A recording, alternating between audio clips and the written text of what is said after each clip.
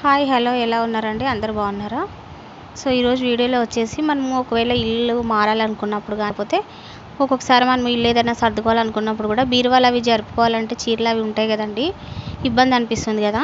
అలా కాకుండా ఈ చీరలన్నీ మనకి మడతలు కూడా పోకోకున్నట్టుగా మనం ఈ విధంగా మూట కట్టి పెట్టేసుకున్నామంటే చీరలు నీట్గా ఉంటాయి, మరి ఎక్కడక్కడ నీట్గా పెట్టేసుకోవచ్చు. ఇదిగోండి, దానికోసం అయితే ఫస్ట్ శారీని ఈ విధంగా 4 మడతలతో ఇదిగోండి ఈ విధంగా ఫస్ట్ అయితే మనము చీరని ఈ విధంగా పరిచేసుకోవాలి 4 ఫోల్డింగ్స్తో.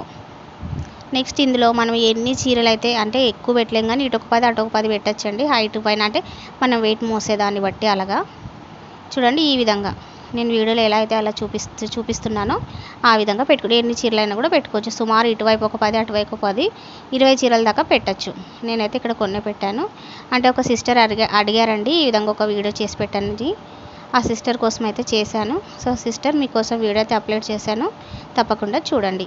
నేను వీడియోలో ఎలా అయితే చూపిస్తున్నానో సేమ్ అదే విధంగా 2 సైడ్స్ పెట్టుకోవాలన్నమాట. శారీస్ అయితేను ఇలాగ 2 సైడ్స్ పెట్టుకున్న తర్వాత పైన ఒక 2 చీరలు ఈ విధంగా నేను చెప్పినట్టు ఇటు ఒక 10 ఇటు ఒక 10 చీరలు పెట్టుకోవచ్చండి. తర్వాత పైన ఒక 2 చీరలు పెట్టేసి ఆ కార్నర్ నుంచి ఈ కార్నర్ వరకు ఇలాగా ఫోల్డింగ్ చేసి పెట్టేసేయాలి.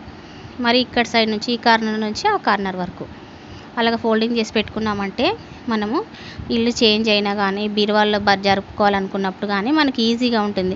చీరలు ఏమాత్రం చెక్కు చెదరకుండా ఉంటాయి. మనం మరి తర్వాత సేమ్ ఈ మూట విప్పేసి బట్టలన్నీ కూడా నీట్గా సర్దేసుకుంటే సరిపోతుంది.